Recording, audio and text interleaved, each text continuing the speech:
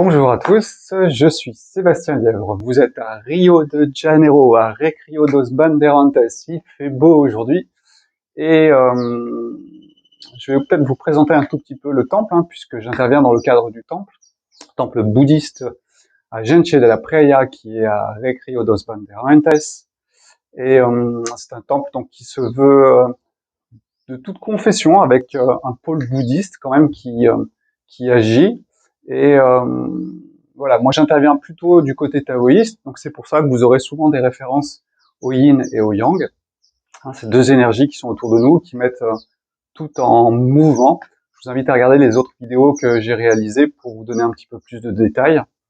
Mais voilà, en deux mots, c'est le yin et le yang qui font bouger un petit peu tout. Et c'est ce qu'on va voir aujourd'hui dans ce connaissance du monde qui est sur la religion ou la spiritualité. Alors, où est? Eh bien, je dirais et. Vous allez voir, petit à petit, on va en parler. Et ce que je vais vous expliquer, c'est qu'en fait, la religion et la spiritualité ne sont que les deux faces de la même pièce. On est encore dans ce jeu du yin et du yang qui ne font que un. Or, la spiritualité et la religion ne sont en fait qu'un. Par contre, ce que vous voyez, c'est une face ou une autre. Alors, nous allons commencer à peut-être expliquer un petit peu quelle est la face de la religion, quelle est la face de la spiritualité, à quoi ça sert, et puis surtout l'inversion aussi qui en a été faite, puisque c'est souvent l'image que l'on a de la spiritualité ou de la religion, qui est une image qui a été inversée, qui a été rattrapée par la matérialité, et qui n'est pas forcément son côté complémentaire, qui est une face où justement c'est ouvert et pas complètement fermé. Donc voilà. Nous allons commencer par la religion. Alors la religion, si on réfléchit un petit peu, c'est quelque chose qui va être pratiqué en société. C'est quelque chose qui va être dirigé par des personnes qui ont touché à la spiritualité et qui vont ensuite le verbaliser aux autres. C'est souvent ce qu'on va retrouver. Vous avez un gourou qui a touché à quelque chose, ensuite il va essayer de le partager, et c'est lors de ce partage que va commencer à apparaître cette religion.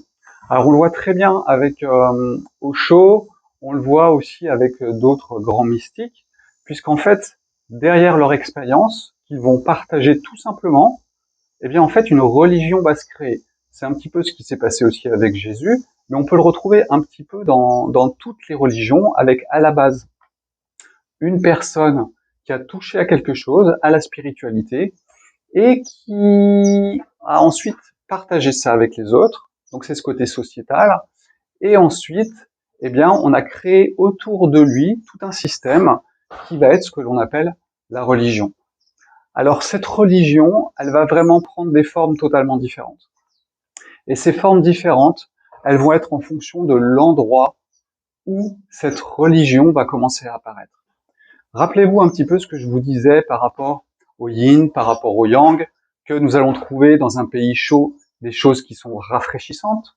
Donc dans un pays très yang, la nature par équilibre, eh bien elle va créer quelque chose qui est très rafraîchissant. Eh bien c'est un petit peu la même chose avec les religions. Si vous êtes sur des plateaux en Chine, où on va dire que les températures sont fraîches, vous êtes en hauteur, eh bien va apparaître une religion particulière qui va être le taoïsme. Et puis si vous êtes en Inde, eh bien ça sera plutôt une autre religion qui va apparaître, et dans ce cas-là, donc ce sera l'hindouisme, mais qui sera relié à un pays qui est très chaud. Donc dans un pays très chaud, il ne faut pas se mettre en suractivité. On le voit très bien, je crois qu'aujourd'hui on va petit à petit monter à 30 degrés, et on va voir les gens ralentir. Quand vous allez dans un pays chaud, souvent ce que vous voyez sont des gens qui sont au ralenti. Et il y a une bonne raison à ça, c'est qu'en fait l'activité est yang, c'est du feu, et que quand il fait déjà trop de feu à l'extérieur, vous pensez bien que votre activité, elle va se ralentir avec le yin pour équilibrer le feu. Donc en fait, Ce qui s'est passé au niveau de l'Inde, c'est tout simplement que dans ces sociétés, eh bien, on va se mettre à l'ombre, on va se mettre dans les cavernes, on va se mettre au frais pour poser les choses et calmer le jeu autour de nous. Parce que le soleil, le yang du soleil, nous stimule trop. Donc nous allons trouver une religion qui sera reliée vraiment à une religion plus intérieure, plus tranquille, là où en fait, si on passe du côté, on passe les montagnes et on tombe sur la Chine avec ses plateaux, avec la fraîcheur. Et ce qui va se passer, c'est qu'en Chine, on est plus dans l'activité, on est plus dans le mouvement, et en fait, va apparaître le taoïsme, notamment, et qui sont plus des religions qui sont basées sur observer ce qui se passe autour, et voilà, ce sont des voyages sur ce qui se passe autour de moi, et non pas des voyages intérieurs comme les religions de l'hindouisme vont essayer de le partager. Donc ce qu'il faut bien comprendre, c'est qu'une religion, elle apparaît à un endroit donné, à une époque donnée, pour des gens donnés. Et tout ça est relié à l'endroit où ça va apparaître. Et c'est vraiment ce qu'il faut comprendre des religions, c'est qu'une religion, elle est yin et elle est yang. Elle a des évolutions, elle va monter, elle va redescendre, elle va disparaître, elle va changer. Même si aujourd'hui, effectivement, les grandes religions sont encore présentes, mais c'est vrai qu'elles ont eu des évolutions. Le catholicisme du début n'est pas le catholicisme d'aujourd'hui, il est passé par le protestantisme à un moment, et voilà, tout ça est en mouvement permanent. Même le taoïsme racine du départ, avant Jésus-Christ, il n'a rien à voir avec ce qui est pratiqué aujourd'hui. Tout ça, ça fait partie du cycle que l'on vit en ce moment, où on revient un petit peu vers la matérialité et on perd un petit peu certaines choses. Mais on va dire que s'il y a peut-être une religion qui a bien conservé ses racines, c'est peut-être l'hindouisme, parce qu'en fait, ils sont tellement dans un pays chaud qu'ils ne supportent pas ce matérialisme autour de d'eux et ils gardent ce côté yin très fort. Pour le reste, pour les autres pays, c'est vrai que ça a été un petit peu un mélange et ça a évolué aussi du côté du matérialisme.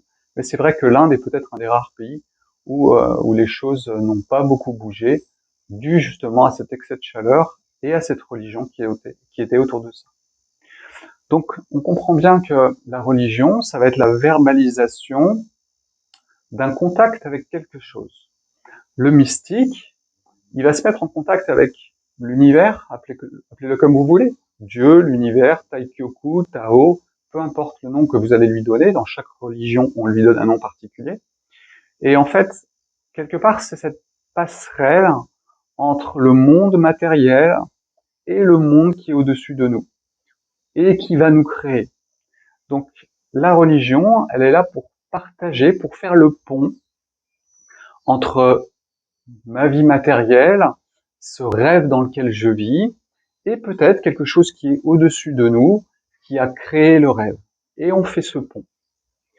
Ce qui va se passer dans les religions, c'est qu'en fait, vous allez avoir des personnes, ce qu'on appelle donc dans la synarchie, ce qu'on appelle la caste du clergé, qui a cette notion de pont entre Dieu et ce qu'il a créé, c'est-à-dire nous et tout ce qui est autour de nous.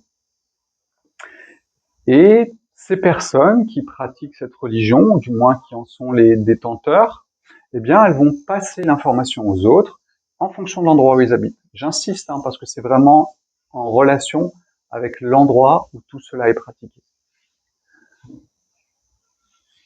Pour ce qui est... Alors, ce qu'il faut savoir, c'est que oui, l'un va donner l'autre. Je vous rappelle que yin et yang, c'est la même pièce. Donc, la pratique d'une religion, quand elle est bien faite, on verra l'inversion à la fin, eh bien, la pratique d'une religion, quand elle est bien pratiquée, peut mener à la spiritualité, à ce grand contact avec tout ce qui nous entoure. Et inversement. C'est-à-dire que le mystique, sans même le faire exprès, parce que je vais vraiment insister là-dessus, pour moi, tout ça doit être fait dans une certaine spontanéité. Il ne doit pas y avoir de recherche spirituelle. S'il y a une recherche de spiritualité, il y a beaucoup de chances pour que ce soit votre ego qui cherche la spiritualité. Et pareil dans la pratique d'une religion. Si votre ego va pas bien et dans une religion, il y trouve des bienfaits, on va tomber dans l'inversion parce qu'en fait, c'est l'ego qui dirige et non pas la vie qui vous dirige à travers votre corps, à travers votre ego. Pour la spiritualité, donc c'est l'inverse. On a une spontanéité dans le contact avec le grand tout. C'est quelque chose qui va être intérieur. Là où la religion, elle est partagée aux autres, la spiritualité, elle est plus à l'intérieur. Mais elle va mener au grand tout, donc elle remène à l'extérieur, c'est une évidence. C'est pour ça que je vous dis que l'un mène à l'autre, dans les deux sens. Vous verrez après, quand je vous parlerai de la pyramide, vous pourrez sentir ça peut-être d'une autre façon. Donc pour ce qui est de la spiritualité, c'est vraiment une pratique qui va être intérieure. Est-ce qu'elle doit être méditative? Est-ce qu'elle doit être au contact de la nature? Je pense qu'il y a plein de façons de le faire. Il faut un pont, effectivement, avec quelque chose. Et c'est quelque chose de très simple et qui n'est pas dicté avec certaines règles, certaines positions dans la société, etc. C'est plus vraiment quelque chose qui va être vécu à l'intérieur tout seul.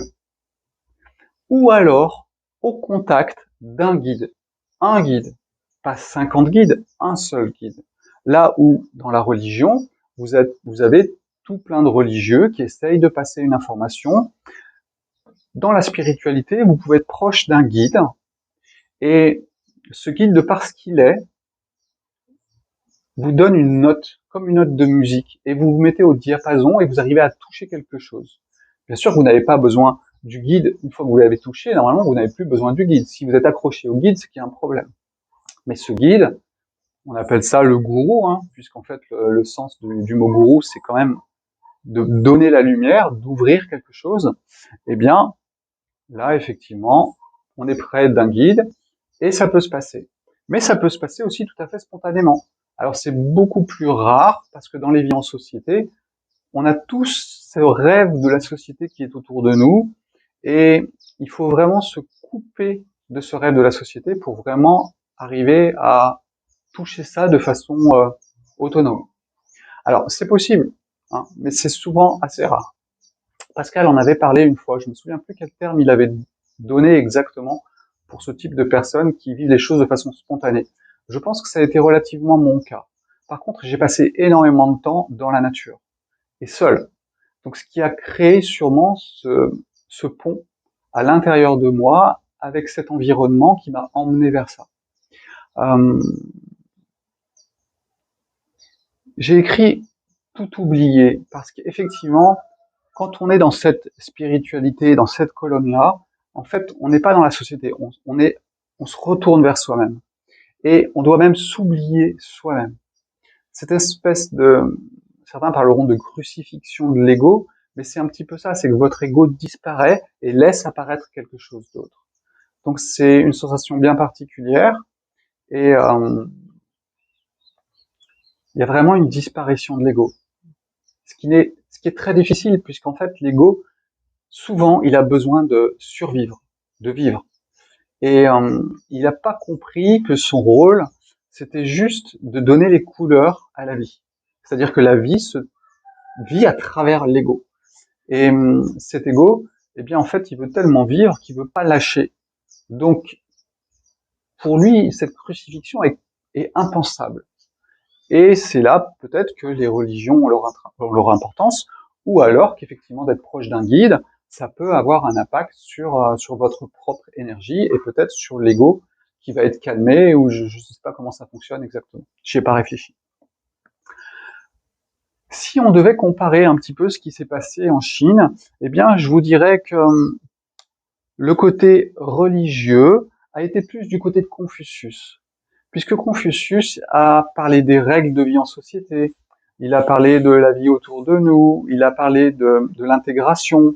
Donc c'était plus Confucius. En sachant que Confucius, à partir de l'âge de 50 ans, a commencé à aller comprendre la dualité, mais vraiment dans sa racine et vraiment à la source de la dualité.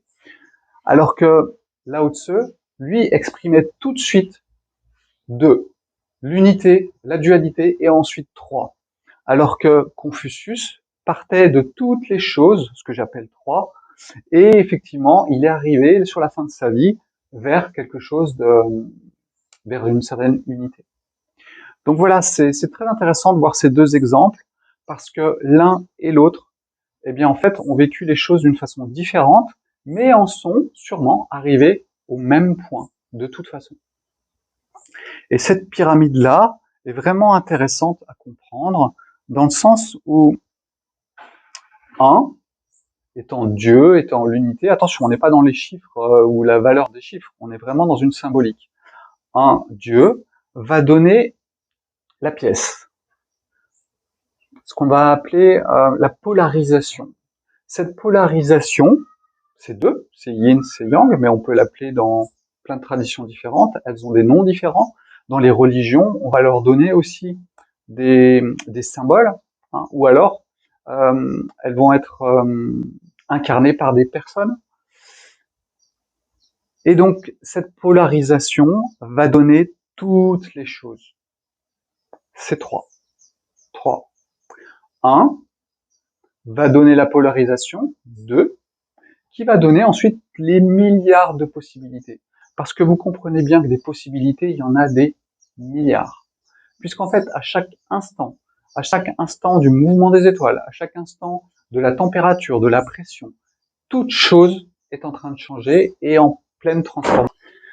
Voilà, je suis de retour à l'écran, le téléphone s'est cassé la figure, le silicone glisse sur la prise du blocage du téléphone sur mon trépied, donc vous avez fini par terre.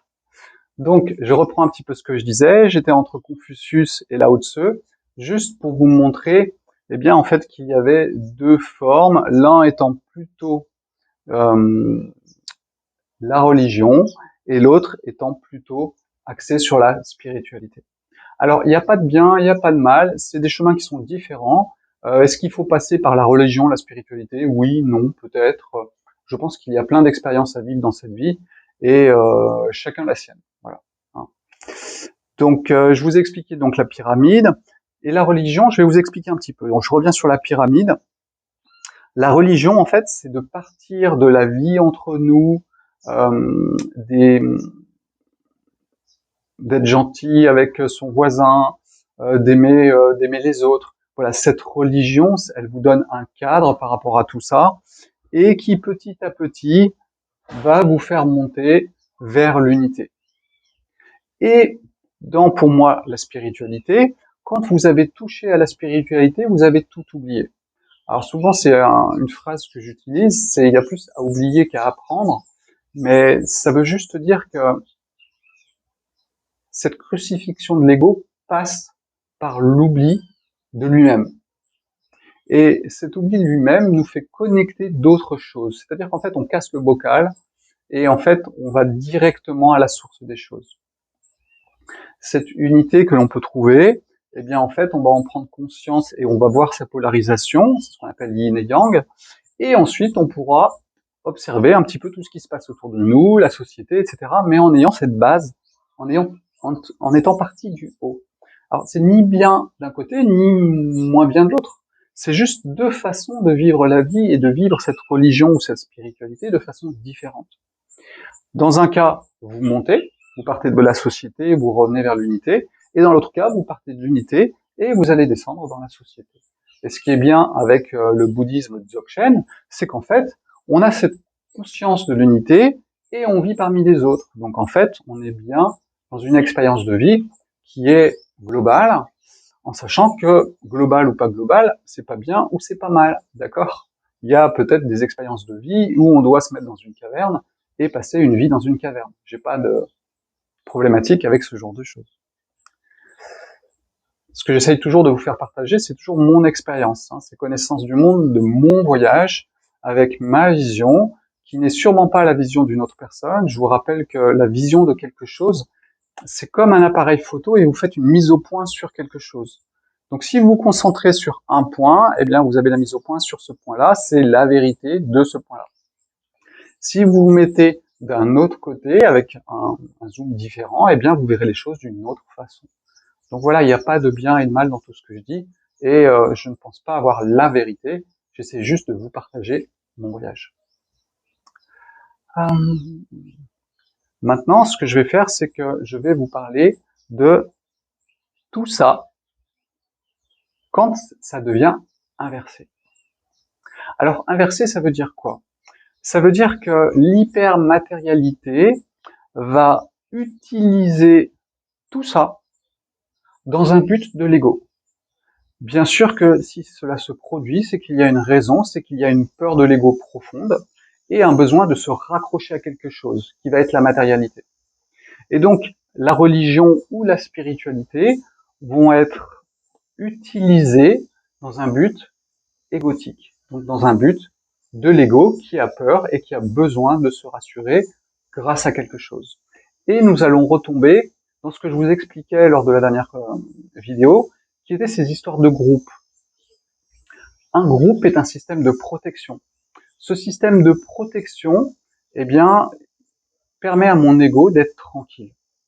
Et le fait de créer une religion avec des codes, avec des représentations, avec quelque chose de sûr, de solide sur lequel je peux m'appuyer, eh bien, en fait, tout cela va rassurer votre ego et on va créer une religion, mais qui est inversée dans le sens où on va utiliser la religion dans un but égotique pour le rassurer parce qu'il a des problèmes. Et donc, on va tomber dans le catholicisme, par exemple, dans son extrême, ou chez les musulmans, la même chose également. Donc, c'est juste un fait. Et ce fait, il est vraiment relié à cette hypermatérialité que l'on partage en ce moment, et donc qui crée cette distorsion au niveau des religions dans ce cadre-là. Et donc, du coup, on va se retrouver dans un couloir étroit, alors que normalement, ça se veut quand même ouvert. Et ça va être la même chose avec la spiritualité. Vous allez tomber sur le gourou, et quand je suis proche du gourou, mon ego va bien, je me sens bien, ça va bien. Et puis, si le gourou s'en va, mon Dieu, je panique. C'est exactement ce qui a pu se passer avec Osho, hein, on a pu le voir. Je vous invite à regarder la série de Netflix hein, qui date de quelques années, et qui s'appelle Wild Wild Country, et qui vous raconte un petit peu ce qui s'est passé au niveau de Osho aux États-Unis, en Oregon. Et en fait, on voit bien que être proche d'un gourou est rassurant, puisque lui a trouvé quelque chose, une grande paix. Eh bien, le fait d'être proche de lui nous donne cette paix. Et c'est marrant, je fais le geste comme comme Osho dans comme ce qu'il faisait régulièrement. Et cette paix, quelque part, eh bien, vous la prenez à quelqu'un d'autre. Or, quand il disparaît, bah, vous vous retrouvez face à vous-même. Et je pense que c'est vraiment ce qui s'est passé à cette époque-là avec Osho, et ce qui se passe très régulièrement. Le gourou ne veut surtout pas généralement créer une religion, mais ça se transforme en religion d'une façon ou d'une autre. Et en fait, cette spiritualité qu'il essaye de partager, elle est encore rattrapée par plein de choses que l'ego va créer. C'est-à-dire que je vais fermer mes yeux, je vais voir plein de choses, je vais me connecter à plein de choses, mais non. Normalement, cette spiritualité, c'est une connexion à la fois à tout et à rien, mais hors de toute verbalisation. On est vraiment dans un grand vide et un grand plein qui n'est pas caractérisé. Et cette spiritualité, pour moi, c'est ça. Or, dans les mouvements spirituels aujourd'hui, vous allez voir que, déjà, vous avez des grands chefs qui savent tout et qui ont tout vu. Donc, du coup, ils vous passent l'information de ce qu'ils ont vu. Et de ce qu'ils ont vu, vous-même, vous allez entrer dans des états bien particuliers et vous allez essayer de le voir. Mais tout est biaisé dès le début. Et en fait, ce qui va se passer, c'est que vous allez vous enfermer dans ce système-là, dit spirituel, alors qu'en fait, eh bien, ça vous libère de pas grand-chose. Hein. Alors que le but au départ, c'est quand même d'aller toucher quelque chose. Alors, il n'y a pas de but. J'utilise le mot but, mais c'est pas vrai. C'est une tendance pour moi. Le but est vraiment une fonction de l'ego qui veut quelque chose. Donc, je vous parlerai plus de tendance quelque part, parce que ça me paraît plus correct. Donc, cette spiritualité, voilà, c'est une tendance à aller toucher quelque chose qui est plus grand que moi. Et de m'y baigner. C'est un petit peu comme ça que je vois les choses. Mais pour moi, qui va être vraiment hors de verbalisation. Ensuite, si le gourou essaye de verbaliser, ce qui va se passer, c'est qu'en fait, les égos qui sont autour de lui vont souvent récupérer les choses et vont en faire une fausse spiritualité. Généralement, dans les pays orientaux, le gourou, le maître, dit pas grand-chose. Et c'est au, je vais dire disciple, mais le terme est pas correct. Enfin, pour moi, n'est pas correct.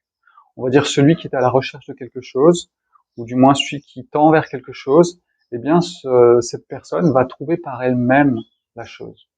Je vous donne un exemple. Le gourou va regarder le soleil qui se lève et il va être avec son disciple à côté, il va lui dire le soleil se lève. Et puis c'est tout. Et puis le soir, il va dire le soleil se couche. Et puis c'est tout.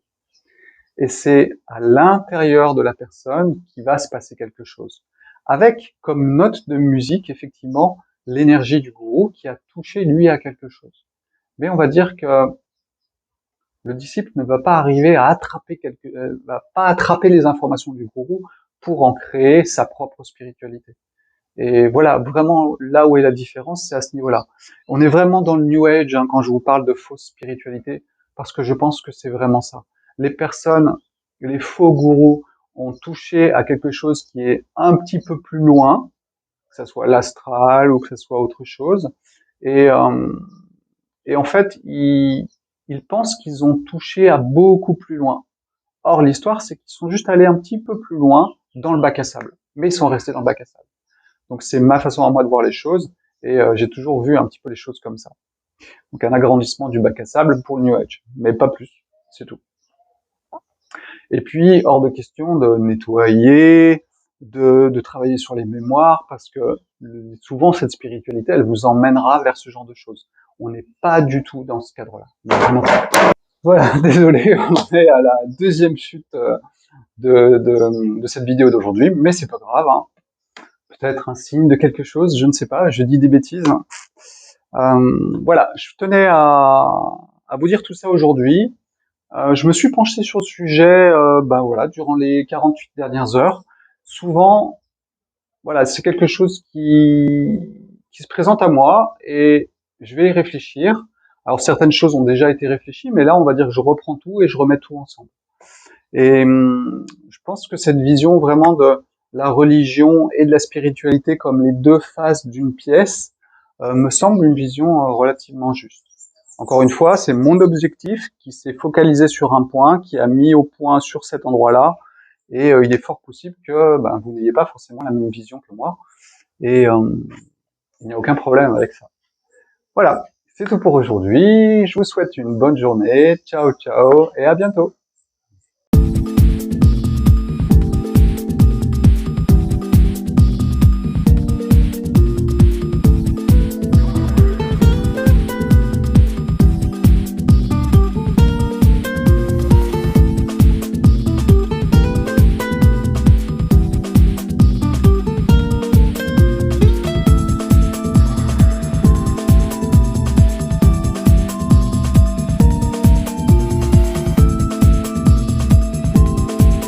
Alors voilà, comme d'habitude, je vous fais ce petit plus à la fin de cette vidéo, à savoir que je ne prémédite aucunement ce qui va être dit à la fin de la vidéo. C'est voilà, des choses qui me passent par la tête et j'ai dit mince, tiens, j'en ai pas parlé. Et le point qui est intéressant et que je pouvais partager, c'est le jeûne. Puisqu'en fait, je suis spécialiste de l'encadrement du jeûne long, hein, 7 jours ou plus, depuis plus de 10 ans. Et en fait, ce que j'ai remarqué, c'est que le fait de jeûner, c'est une rupture avec la matérialité. Tout ce que vous mangez, vos cellules vont se construire avec. Donc quelque part, le fait d'arrêter de manger crée un pont avec quelque chose. Alors ça dépend des personnes, puisqu'en fait ce qui va se passer pendant le jeûne, il y a beaucoup d'élimination. Le corps fait vraiment un gros ménage, et du coup ça passe dans le sang, ce qui va quand même un petit peu, entre guillemets, surcharger le sang et donner plus des fois de problématiques, je dirais assez matérielles, dans le sens où on se sent pas bien, on est très fatigué, et puis c'est vrai que lors du deuxième jeûne ça va mieux. Mais on va dire que lors du premier jeûne, les personnes sont des fois à la recherche de spiritualité et ils ne le trouvent pas forcément. Mais j'avoue que soit vous arrivez déjà avec un corps qui est relativement propre et, et vous allez toucher à certaines choses de façon très intéressante, ou alors c'est vrai que parfois il faut un petit peu de temps que le jeûne se mette en place pour qu'on puisse aller toucher à effectivement cette forme de spiritualité où on est sorti de la matière un petit peu. Et voilà, c'est ce que je tenais à partager avec vous à la fin de cette vidéo, parce que le jeûne peut être intéressant aussi à ce niveau-là. Ça fait partie des pratiques dans les religions, et il y a une raison à ça, tout simplement, c'est que ça vous coupe de la matérialité et ça vous rapproche d'autre chose. Voilà, ciao ciao, à bientôt.